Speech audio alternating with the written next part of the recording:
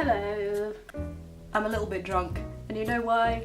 Because I thought that my camera was recording, and so I've done a whole video on drinking with type 1 diabetes and how dark chocolate is great at slowing down absorption and stops that sugar spike, and it's great when you're drinking, and it wasn't fucking recording. I feel really quite sad about that. You know what? I'm just gonna backtrack on what's been happening and then we're just gonna go forwards. So this is supposed to be a video about the effects of drinking on your type 1 diabetes, and I have been eating dark chocolate because I saw a recommendation on the interwebs that eating dark chocolate when you're drinking is a good tactic because the fat in the chocolate slows down the sugar absorption and then you get less of a spike when you're drinking. And I can report that that has been working so far. I started with my sugar levels being at 9 millimoles and they increased to 10 in the first 10 minutes, and then 15 minutes after that they were 10.3, which is pretty cool. So it's been working. I have got through about half a bottle of wine. But the whole point of this is to prove that type 1 diabetics can still drink, they can still have fun. And also in conjunction with this video, I have been asking frequently asked questions about type 1 diabetes that are online. So I'm just gonna answer those questions again while I'm slightly inebriated. Fucking hell. So, first question. Does type 1 diabetes run in families? No. Based on current research, type 2 runs in families. That is more of the genetic type. Type 1 does not. It's the result of antibodies being in your system and destroying the beta cells in your pancreas so that you can't regulate blood sugar. Cool, next question. Does type 1 diabetes make you fat? Sorry, I didn't see that one before and that just made me laugh a lot.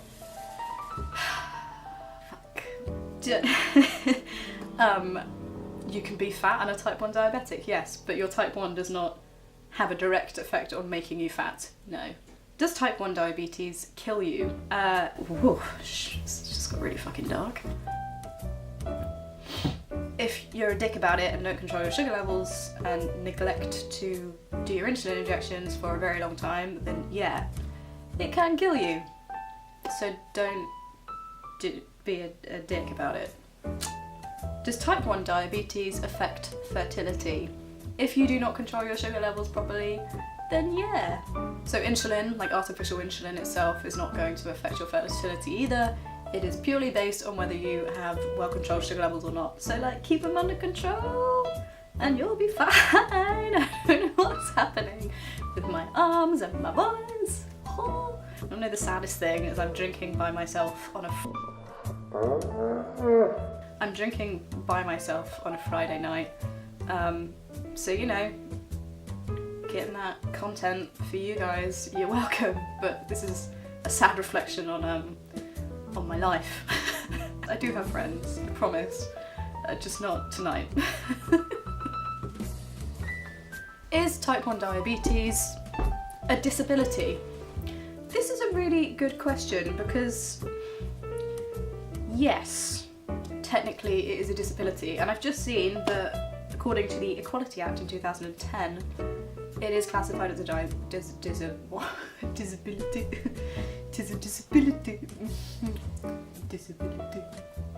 So yes, it is technically classified as a disability, but I wouldn't say that it massively disables people from living their life.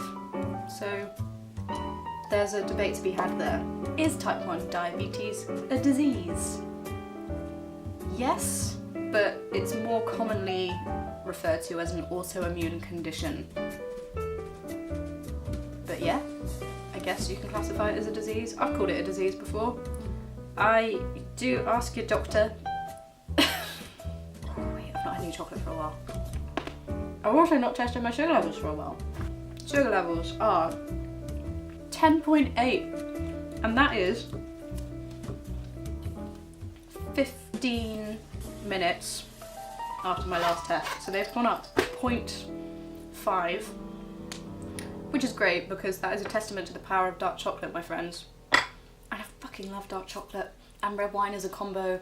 It's so good. Does type 1 diabetes shorten your lifespan? Okay, no, if you control your sugar levels well. So when I was first diagnosed, I did the silly thing and Googled whether type 1 diabetes shortens your lifespan.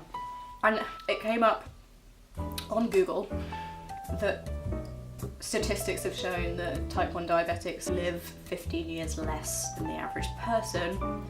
And I freaked and was like, oh my god, this is terrible. 15 years is a chunk of time. And I got really sad about it. But then I brought it up to my doctor and they were like, no. If you control your sugar levels well, the majority of the time, you're going to be fine. Those statistics are based on previous generations of type 1 diabetics where the treatment was worse. People were like boiling their needles and didn't have the kind of equipment that we have today.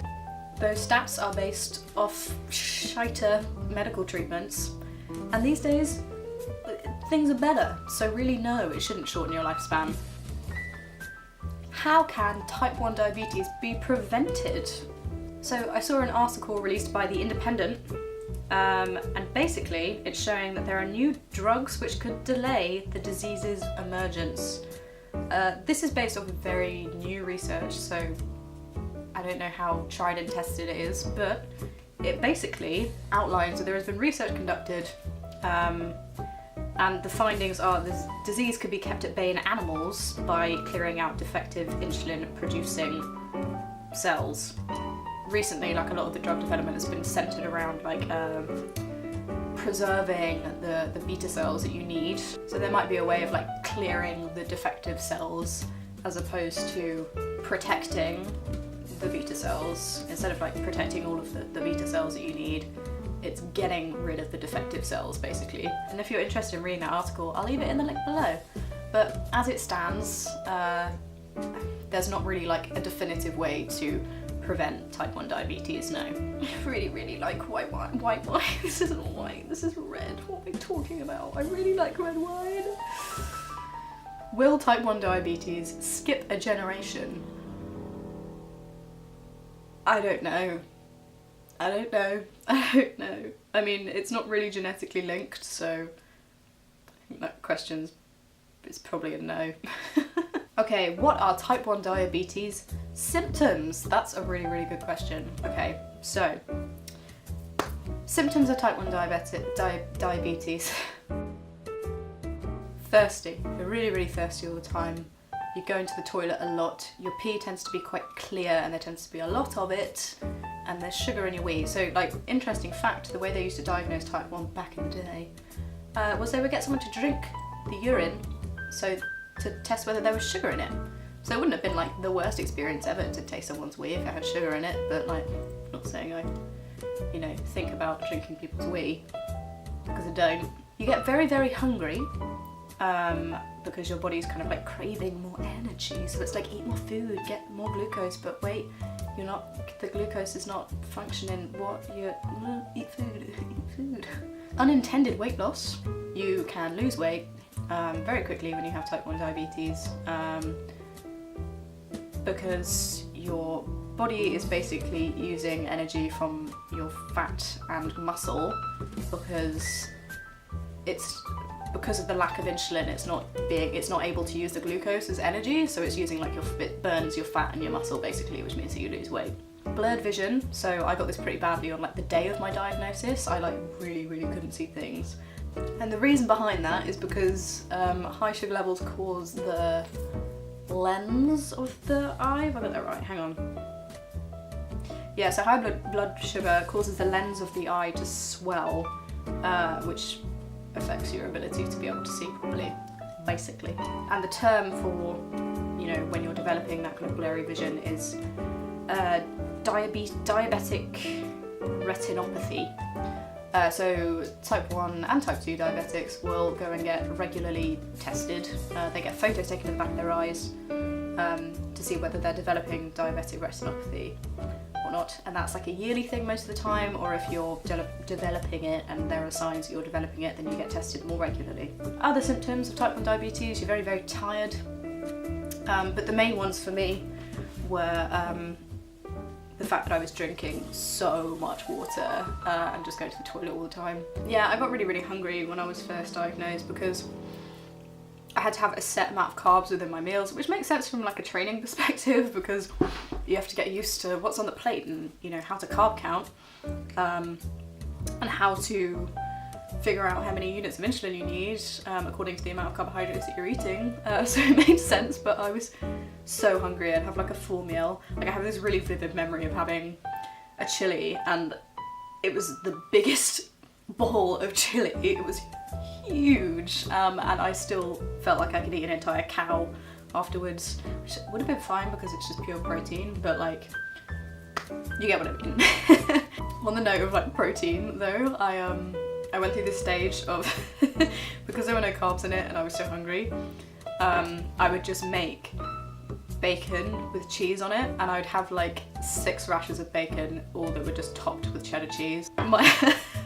My mum had to say to me, I don't think this is a very like sustainable snack. Like, cool, there are no carbs in it and that's not really like affecting your diabetes, but it's definitely going to affect your cholesterol, so chill out a bit, hun, you know? I'm gonna eat. So final question is, what is the treatment for type 1 diabetes? I have got both pens with me to demonstrate what type 1 diabetes treatment looks like. So for me, I use a pen. Not everybody uses a pen. Some people use a pump, which is a system that is attached to them all day, and they get to kind of program how much insulin they want to inject according to the amount of carbohydrates that they're eating, and it's kind of like a little automatic little system that's just permanently on your side, and literally on your side. It's there to like support you and help you. To be honest, I don't know that much about pumps because I've never used one, and I would love to actually eventually try and use one. So if any of you guys have any tips and tricks on how to use a pump, whether they think it's better than using a pen, I would love to know. So please give me that knowledge, let me know, leave me a comment. The first treatment I'm going to show you is daytime insulin or quick acting insulin. I am on Nova Rapid. This is what my pen looks like. And this is basically an injection that I would use ahead of every meal. It's quick acting, so it's acting quickly. This is what I use when I'm carb counting. So my ratio is 1 in 15 at the moment, which basically means I inject 1 unit of insulin for every 15 grams of carbohydrate I eat. If I'm literally just eating 15 grams of carbs, I don't tend to inject most of the time, unless my sugar levels are high, then I would. But otherwise there's not really much of a point injecting. My sugar levels will go too low if I do. So that's daytime insulin. And then other treatment is long-lasting insulin, which I'm on glargine. This is also named your nighttime insulin. And again, it's just another pen like this. This is an injection that you would do every night around a similar sort of time. And it acts as a background insulin over the next 24 hours. So if you don't do your glargine or your nighttime injection, not everyone's on glargine, there are different kinds of background insulin, but I'm on glargine. If you don't do your glargine, it can have really, really strong effects. So you can go into ketoacidosis, which is very, very serious, and it results in you being hospitalized. So basically, do not neglect to do your background insulin injections. They're very, very important. So those are the 2 main treatments. We also have to test our sugar levels, which is what I've been doing throughout this video. This is my little tester. My current monitor system that I'm using is the Freestyle Insulin X, which is great. I like it a lot. It's a smart meter basically, so if you want to, you can kind of program in when you're going to do exercise, and you program in your ratio that I covered earlier, and it can kind of like calculate in a very smart way how much insulin you should be injecting, kind of alert you when your sugar levels are going low. It's very cool, very, very cool. Going forwards, I really want to be on the Freestyle Libre, which is a new piece of technology that has very recently been put on the NHS in the UK, which is very cool. It's like a little plastic circle that goes in the back of your arm, and it goes into your interstitial fluid. It's like a little follicle that goes into there, and basically it shows what your sugar levels have been like for the past few hours. So you have like a little scanner, so you become like this little cyborg, scan yourself, and it shows you what your sugar levels have been like over the last 7 hours, I think, which is very cool. It gives you a little chart to show you how they've been. You can like download that chart, you can share it with your doctors. It's really cool, really cool piece of tech. Okay, I think I'm gonna do another blood sugar level test. Let's do it.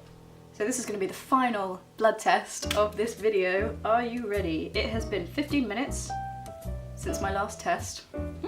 That's a lie, it's been 20 minutes since my last test. I've been drinking the wine a lot quicker than I have been, and I've had 2 more bits of chocolate this size. 10.6.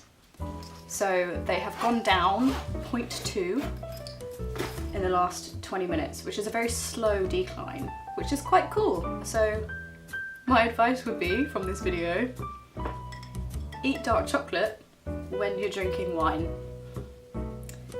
Cheers to that. Thank you, internet, for your advice. That'll do.